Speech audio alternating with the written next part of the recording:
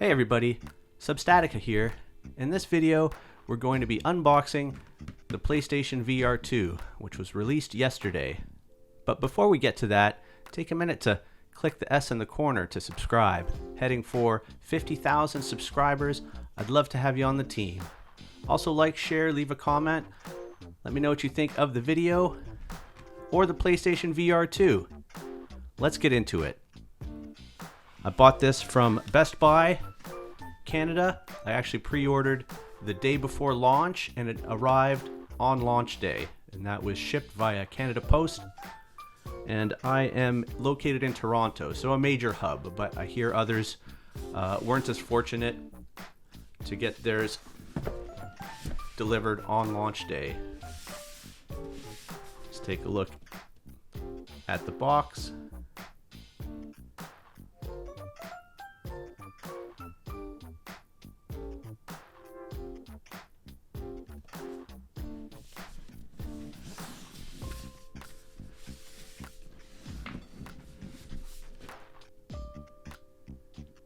As you can see, this is the Horizon bundle.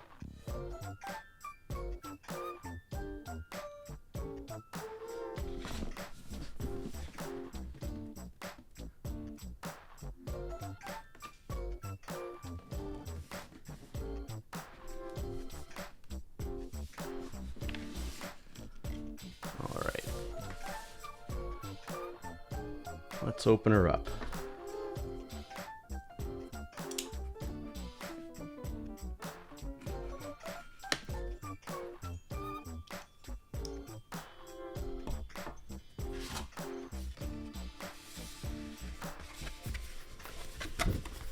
That's curious. It doesn't quite open fully. You can see the sides are all connected, so I've got to take this inner box out in order to do anything further. So let me just do that.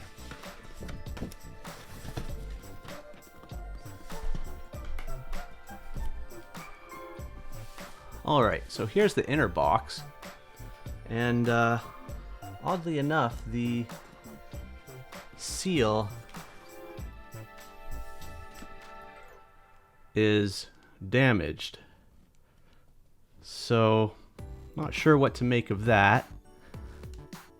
We'll have a look inside. It could just be the flex of shipping has caused it to tear.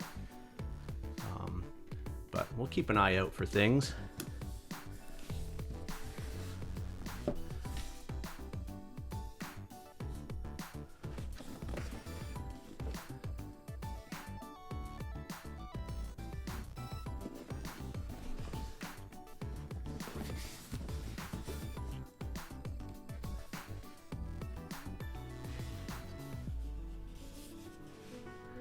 Okay, we've got more boxes.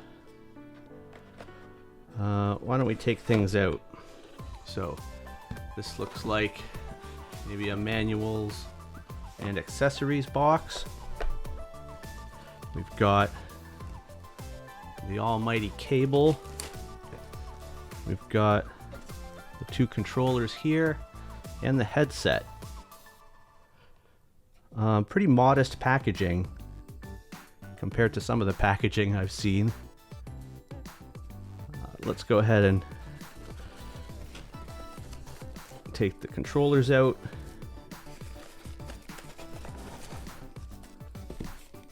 And now the headset. So no fancy flaps or compartments. Just open it up and take them out. It is molded quite nicely inside, so maybe this could be used as a storage case. Let's put the box aside.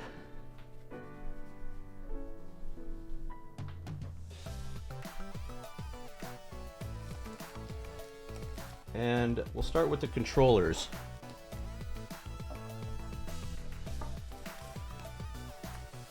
Not entirely sure which is left and which is right at this point.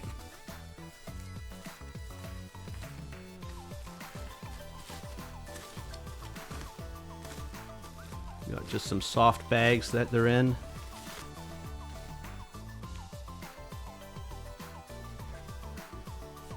So that's the left controller.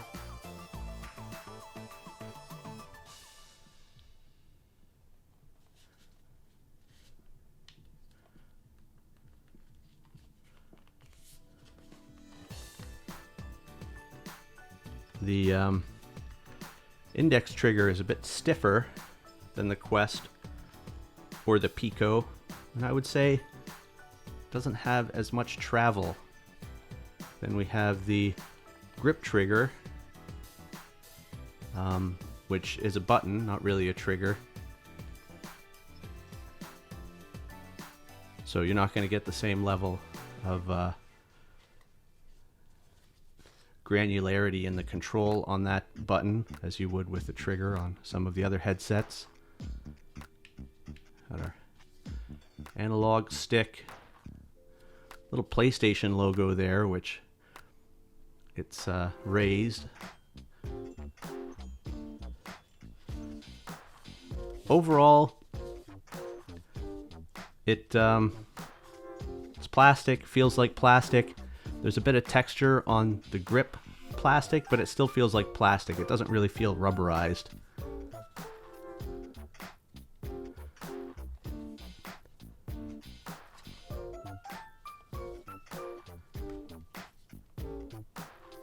And then we have the charge port there.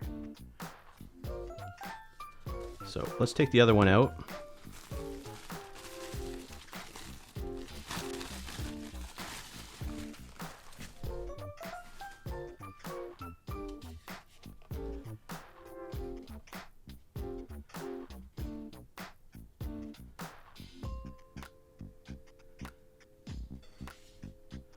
More or less the same. I would say more, probably more of the same. The strap just feels like nylon, not rubberized or anything. And then we have a little auto tightening strap. So theoretically, I guess you could put that on with the headset on and take it off and still get it tight. It feels pretty cool that you have this kind of ring around your wrist rather than on top of your hand. So there's kind of a cool factor there. So let's do some comparisons. Here's our PSVR2 controller. And here is Quest 2 controller. So right away, the Quest 2 controller buttons are larger. Thumbstick is about the same.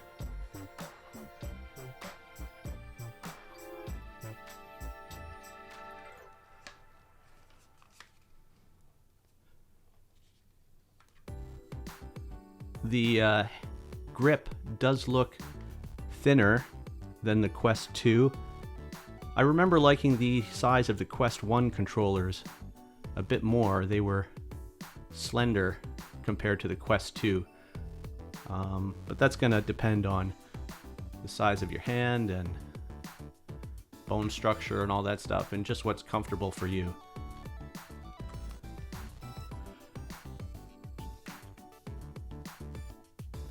It's definitely bulkier than the Quest 2 controller with all these plastic parts encircling your hand. So let's have a look at the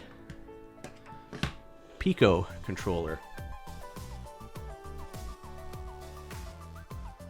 So here's a PICO controller compared. The buttons are about the same size.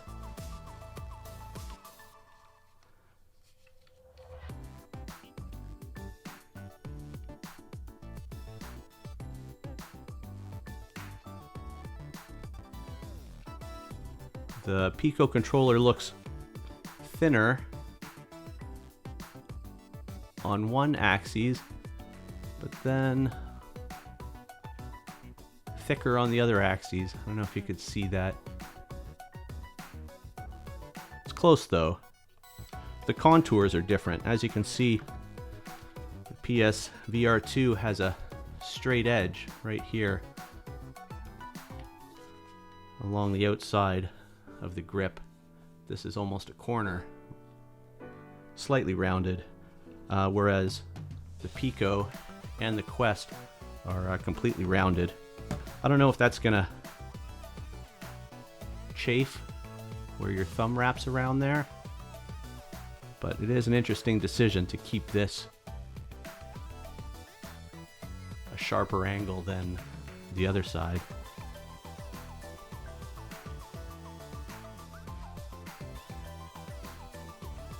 Okay, so let's lay them all out. I don't know how illustrative this is going to be, but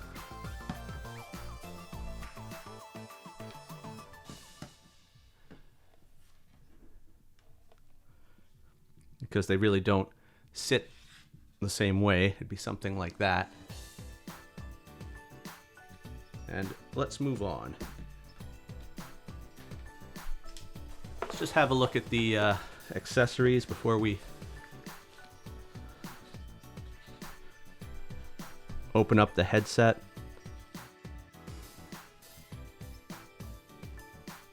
USB cable feels pretty generic, not really flexible, just an off-the-shelf cable.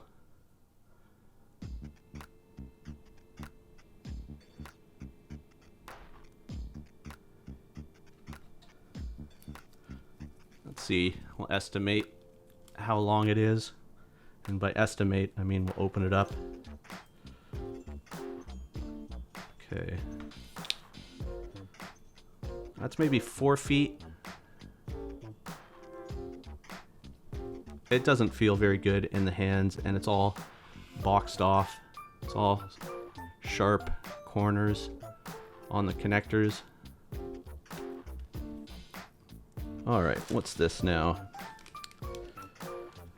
This looks like a headset of some sort.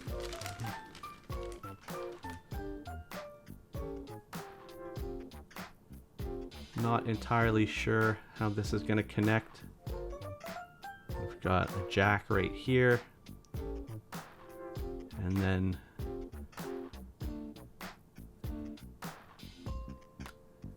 earbuds kind of dangling from this brace, which also has a little kind of snap-in connector there to hold it in place, I guess. And then we've got some alternate contours for the earbuds to fit your ears. And then our manual.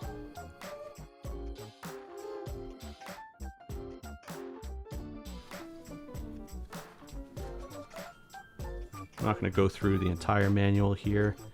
It's pretty thick, but overall, this box is, you know, nothing special about it. There's no wow factor on the box.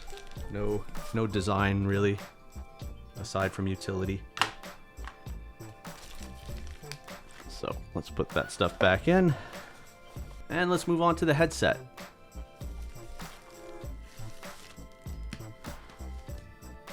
I find it odd that it seems like the cable is attached already. We've got the same kind of squared off connector. Let's go ahead and take the headset out.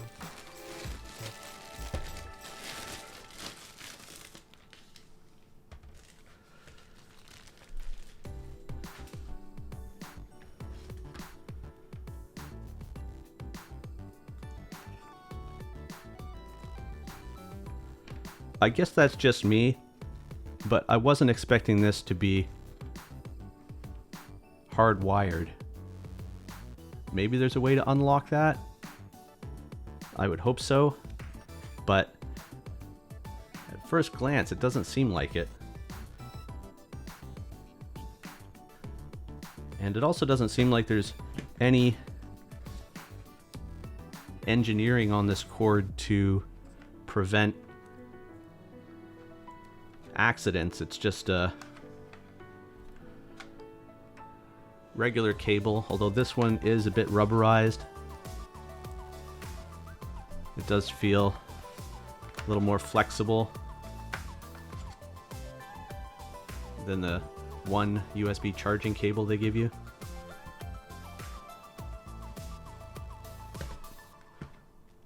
Looks like quite a bit of length there. I'll leave in the description what the actual length is. I can't quite tell from this. I would guess 10 feet plus.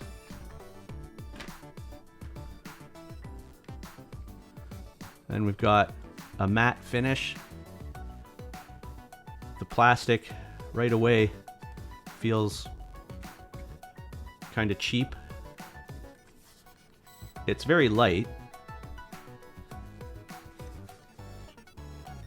Got this rubber accordion style interface here. Quite soft, and they've got two sets of flaps there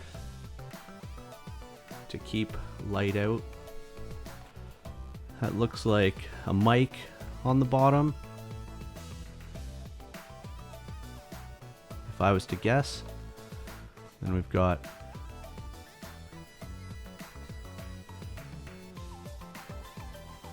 our 4 cameras.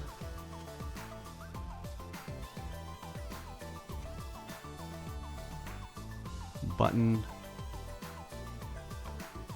See if I can get a focus there. And then we've got a dial on the other side.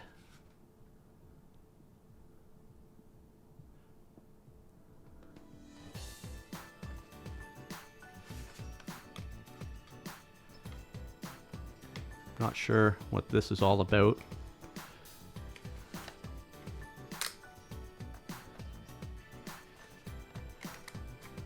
Okay, so press.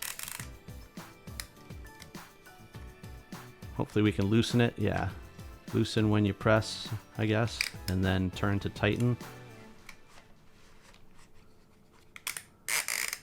Curious. Yeah, so when you press it, you can adjust the size of the headset, but then it also springs back when you let go. So that's probably going to result in some pressure.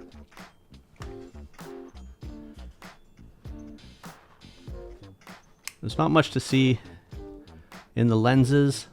It looks like there is a sensor between the lenses to detect when you're wearing the headset. Not sure what these sections are. And I see what looks like the headphone jack right there, although that might be audio out. I don't see another jack, so let's have a look at our earbuds here, which seem to plug in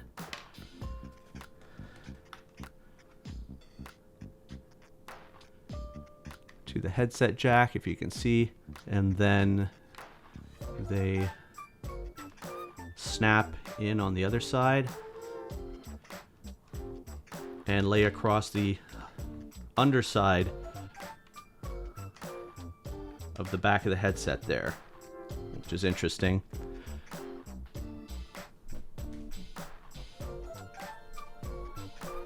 So let's compare the size to some other headsets.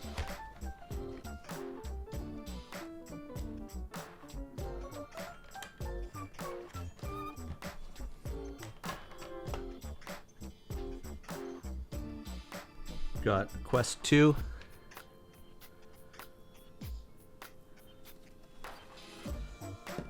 And PICO 4.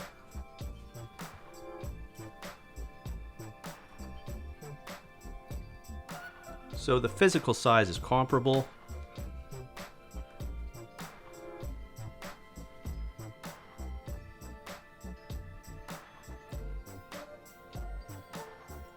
The weight is feels about half the weight of a Quest 2, I would say. I'll put the weight in the description as well. I'll have to look it up.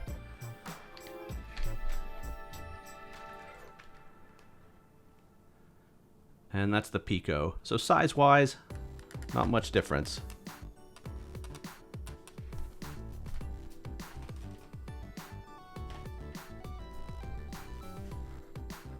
Well, there you go. That is the PlayStation VR2 unboxed. If you haven't already, take a minute to click the S in the corner to subscribe. Heading for 50,000 subscribers, I'd love to have you on the team. Also like, share, leave a comment. Let me know what you thought of the video or what you think of the PSVR2.